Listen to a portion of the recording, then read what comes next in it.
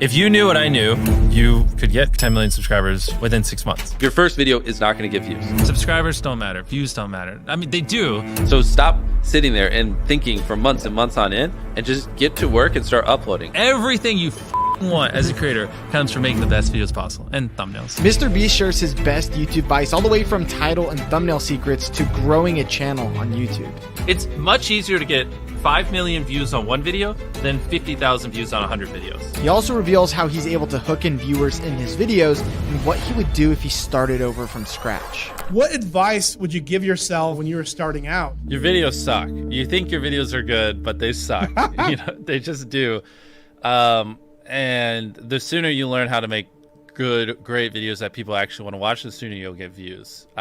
I think is the biggest takeaway. Because like when I was 14, I thought my videos were the best in the world. They weren't. They're terrible. Many people are making way better videos than me, but I didn't think that. And I think, to be successful, you kind of have to have a little bit of that ego where you're like, my content's great. You got to believe in it. But also like, if you have sub 1,000 subscribers, like there's a good probability your videos just suck. They just do. And you need to make hundreds of videos or 100 videos. I don't know. It depends on the difficulty of your videos. Improve something every time and just like get to the point where they don't. When you make good content, you'll blow up. It's not the algorithm. It's not anything. It's just like me and most people who are in my position, you just make terrible videos. And that's okay because you got to make a bunch of videos and improve over time to be great. Like you don't just pick up a baseball and become an MLB level athlete within a year. It takes many, many, many years, and YouTube's kind of the same way. A lot of people get analysis paralysis and they'll just sit there and they'll plan their first video for 3 months. And yeah, any of you listening, especially if you have 0 videos on your channel, your first video is not going to get views.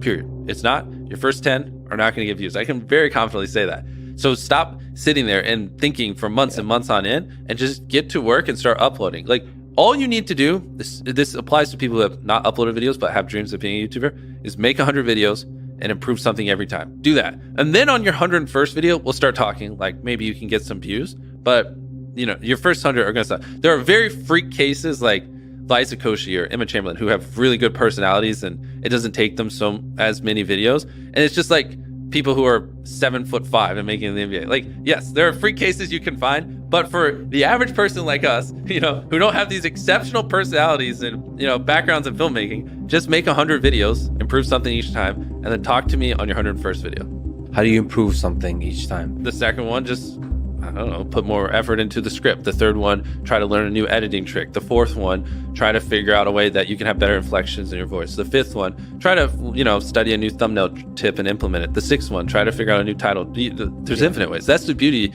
of content creation online. There's literally infinite ways, from the coloring to the frame rate to the editing to the filming to the production to the jokes to the pacing to every little thing can be improved, and they can never not be improved. There's literally no such thing as a perfect video. What YouTube wants is they want people to click on a video and they want to watch it. Like at its core, that's what it is. Now you can like draw little lines and go as deep as you want into how to get people to click and how to get people to watch. I mean, essentially by studying the algorithm, you'll learn that you're more studying human psychology, right? What do humans want to watch? Anytime you say the word algorithm, just replace it with audience and it works perfectly. Like the algorithm didn't like that video. No, the audience didn't like that video. Literally, that's it. If people are clicking and watching, then it gets promoted more. And that's literally all the algorithm does, is reflect what the people want to a T. And if you deny that, you just make terrible videos and are trying to find a scapegoat. What makes for a good title? Short? Not just short. It's also, if someone reads it, are they like, do they have to watch it? Is it just so intrinsically interesting that it's just gonna with them if they don't click on it? You know what I mean? Ideally, it's a title also that, because the titles don't live in a vacuum, right? So it has to lead into the content. So ideally the title represents content that you would want to watch for 20 minutes. So if it's a 20-minute video and the title is I stepped on a bug, the click-through rate is going to be much lower than if it was like a 5-second video. Like even nuances of the length of the video based against the title will affect whether people want to click it, because sometimes they just don't add up. I mean, it's that, yes, ideally you want it below 50 characters, because above 50 characters on certain devices, you run the chance of it going ... So like I took a light pole and I saw how many dollar bills I could stack on top, and they would just go ... because it's too long and it can't finish it. And that's the worst thing, because then people don't even know what they're clicking on. And so it's going to do even worse. Short, simple, ideally, and just so freaking interesting they have to click. And it is a good segue into the content, and it represents the length of the content. The more extreme the opinion, typically the higher the click-through rate. If you can like pay it off in the content, then it just supercharges it. So like, Oh, so you have a kind of estimate of the extreme. here, like this water, right? You're like, Fiji water sucks. Yeah. That would do fine. But if you said Fiji water is the worst water I've ever drank in my life, Yeah. way more extreme opinion would do way better. But you have to deliver. Yeah, but then you have to deliver, because the more extreme you are, the more extreme you have to be in the video. I heard you guys talking about autoplay on YouTube, Yes. and I've never considered it. I've always thought about the thumbnail, but now on YouTube, videos automatically play. Of course. So before you film a video, what is the thumbnail? What is the video? And then what's the first 5 seconds? And then what's the first 30 seconds? You know, by the first Yeah. 5 seconds is like goes with the thumbnail. Because it's possible that people open YouTube and They don't see it. They don't even Especially see the for thumbnail. us, because like for so many people I've watched hundreds of our videos, when I upload, I am first on your homepage. So like you just literally don't even see the thumbnail. Because it autoplays so quickly. So like the thumbnail is irrelevant. I have to like visually convince you to click on the video. Wow, that's so interesting. Yeah, that's why we go so hardcore. Dude, that's so crazy. So do you consider also captions in those first 5 seconds? Because Of people course, aren't all of watching it. with Yeah, audio. everything. Yeah. Everything, yes, 100%. Wow. So those first 5 seconds, that hook is now even more important than it ever used to be. Oh, 100%. Yeah, before it was important because you had to convince people to watch. Yeah. Now you have to convince people to click and watch at the same time. Whoa. With the first 5 seconds. That's driving CTR now too. Yeah. It is, Interesting. 100%. Wow. I roasted a lot of people who like have boring first 5 seconds. It's brutal. Your title and thumbnail set expectations, and at the very beginning of the video, to minimize drop-off, you want to assure them that those expectations are being met. You click on a video where, you know, of his, where it's like, Tether is a scam, and then at the very beginning, he starts talking about literally anything else, then you are like, oh, this is bullshit. This isn't what I clicked on. But if at the very start of the video, you go, Tether is a scam, and I'm going to teach you why, then it's like, okay, you match the expectations. So at the very beginning, match the expectations, and then you want to exceed them. So you want to assure people that what they clicked on is what they're getting, and then blow their mind and be like, but you're also getting even more. That's how you lower drop off, which a lot of people, sometimes it takes them like 20 seconds to really meet the expectations. And so you lose, like, that's where you're going to lose everyone. Everyone's videos start like this, and then it levels off. So you want to reduce the amount of people that click off on the audience retention graph. I hope you're popping up graphs while I'm saying this, so it's easier for people to visualize. We really should drill this home, because like the number one thing is like retaining as many people as possible at the start. It's like envision a chart where you lose 35% of your viewers in the first 30 seconds, and then envision one where you only lose 20%. That's 15% more people that are watching, you know, throughout the video than not. And it's not like you made the whole video like a bunch better. You just had a more strategic intro that hooked them. I'm struggling to put this into words and like to really impose how important that is, but like that 15% difference in viewership really does make the difference between hypothetically like 2 million views on a video and like 10 in my head. The thing people undervalue the most is literally the first 10 seconds of the video. Like, Yeah. I think I can quote it. I tied up an FBI agent and I have $100,000 in this bag. Here's a knife. Good luck, and I just run away. Like, it gives you everything you need. Yeah. No wasted words, short and concise, and then tension. You basically want to remove every dull moment. You probably want to find the 10 most critical people you know, make them watch the video and just roast it. You know, certain things like if I just talk to a camera for 10 seconds without a cut, like a lot of people will just like get bored or they'll lose interest. So like having a B cam and a C cam and just, you can just talk for 10 seconds, but 3 seconds in cutting to a B cam and then a C cam, like now it's more interesting, even though it's essentially the same thing and not that crazy. But you want to have good pacing. Typically having a payoff at the end keeps them, right? Last sleeve circle wins 10 grand. If there is a low moment halfway through, you're going to watch to the end because you want to see who wins the 10 grand. So having a good payoff at the end. How do you keep viewers watching and, you know, happy with the video? I would say just give them why they clicked, tell them why they should watch, and then just stick on topic. Like that right there isn't even super complex, but that would already put you in the upper echelon of YouTube. It's hard for a lot of people. People, for whatever reason, like they just drag it out. A lot of vlog channels do it. It's like eating $100 ice cream, and they'll be like, I'm gonna eat $100 ice cream. But first, and then it's like earlier in the day, and it's just stuff that has nothing to do with what you Like even right now, we're so deep into this where a lot of people listening are probably just going to keep listening relatively close to the end, unless we just have a really boring part of this conversation, because they're just in it. They're immersed.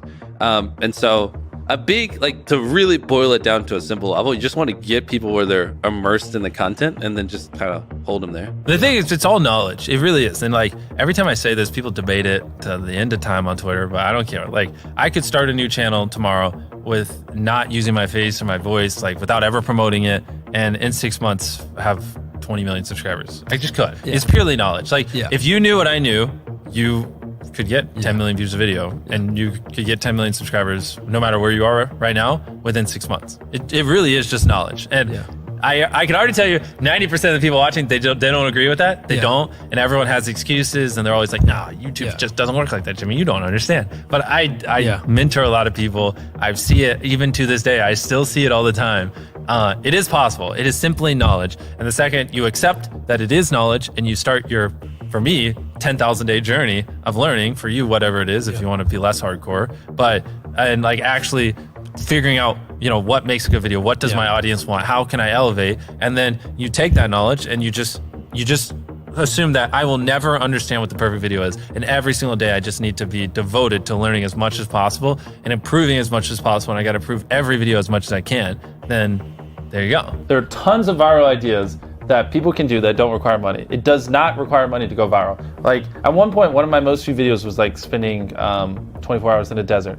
We just grabbed a tent and some stuff and we went in the desert, and it got like 60, 70 million views. I have so many videos where we spent hardly any money, like the no food one, or I'd have to pull up the channel and go through it, that have gotten tens of millions of views, and they would have gotten 10 plus million views even on a small channel. So people who say, oh, well, I could be MrBeast if I had money. Well, A, I didn't start off with money. I was poor. I had no money, and it took me like 7 years just to buy a camera, saving up from YouTube. And B, some of our most viewed videos, literally, like anyone can do. The best way to get views, in my opinion, I think it's better to really, really focus on quality if you're a very small YouTuber, and you can upload a video a day and like all the videos be average, and like none of those videos will really stand out. None of it's like epic enough where like the algorithm's gonna go, oh, this video is good, like we need to spread it. I feel like a lot of small YouTubers, they just post like videos that aren't bad, but they're not great, and they just do that, and none of them ever pop off, so they never get an audience. Where it might be better to like, you know, upload half or a third or even like a fifth of the videos, but make the videos you upload so freaking good that like the algorithm has to promote it, and that, you know, it has to find audiences for it, because it's such an interesting and good video. When you like set a consistent schedule and you're constantly having to upload videos that aren't as good as you'd like because you got to hit, oh, this Monday, I said I'd upload every Monday, you know, like that's a dangerous trap, because then, you know, the viewers notice that the quality isn't as good and it makes them less likely to watch, and I think it hurts your longevity. A lot of times people, oh boy, it's like they think their videos are better than they are, honestly, and tell them, Jimmy, tell them. I mean, they do, and you have to that, and they have horrible friend groups, because you really are like the type of YouTubers you hang around. And so like a lot of times I'm just like, what you're saying is wrong. Who told you this? They're like, oh, this guy. And it's like, well, they're wrong. It's not true. There's no such thing as a perfect video. Like someone should always call you and shit on your video, because it could be better.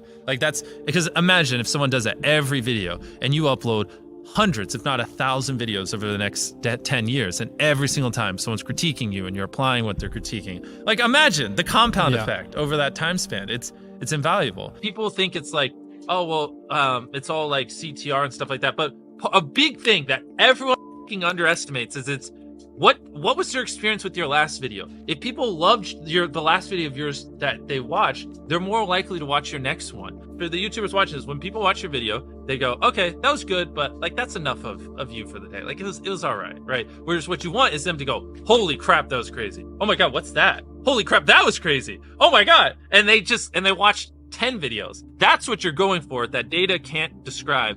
And like, I've never heard anyone talk about that, but that is it. That's how you get these high view counts, because people watch 10 videos, not one, you know? It's okay to draw inspiration from me, but just don't do what I do to a T. It's not like $1 versus blank. I'm the first person to do it. But I just, you know, saw that format and I was just like, how can I do that 100 times better? Right. How can I put 100 times more creativity into it? How can I level up the editing by 100 times? How can I spend 100, blah, blah, blah. And that's always my mindset. How can I, like, if I get inspired by something, how can I do that but 100 times better and make it my own? Whereas a lot of people are just like, oh, MrBeast did that. I'm just gonna do it. Yeah, how do I make a good thumbnail? How do I get people to click my video? You want it to be simple. You want them to be able to, like, when they're scrolling through their suggested or homepage or whatever touch point, you want them to instantly be able to understand what you're conveying. And you want them to feel some type of emotion. You know what I mean? The way I like to phrase it is you want to make it so interesting or spike their curiosity or whatever emotion so much that, like, if they don't click it, they'll wonder, you know, when they're before they go to bed, like, what happened? You know what I mean? Like an example would be like if you uploaded a video, I rode a skateboard with 1,000 other people on it, and like people are falling off the side or whatever. And I'm envisioning like a giant skateboard and people like hanging on the side of it. Maybe it's like about to go off a big ramp. If you don't click that, you're gonna like be so curious. It's gonna be on your mind, you know? Later in the day when you're daydreaming, you're gonna think like, huh, what happened? What happened to those 1,000 people on that skateboard? That's kind of the mindset I think you should have when making thumbnails. How often do you change a thumbnail on a video? Is that something, do you usually just stick with one, or you try different ones? Well, I think we get better at making thumbnails every year. So it's more, when I upload a thumbnail, I usually think it's good and I don't change it most of the time. But what happens is like 3 years later, I look back and I'm like, oh, that's a horrible thumbnail. And so it's usually like every 2 years we just go back and update a lot of our older thumbnails just because they're terrible. Just with like the new knowledge we have and what we've learned. And funny enough, that actually usually does help quite a bit when we update the thumbnails on old videos. They usually do see a little bit of an uptick because they're just, you know, if we take an old thumbnail where it's like seeing if whatever, like 100,000 magnets can stop a car, and it just looks terrible. And then with the new stuff, I know we zoom in a little bit so it's a little more visible and make things look better.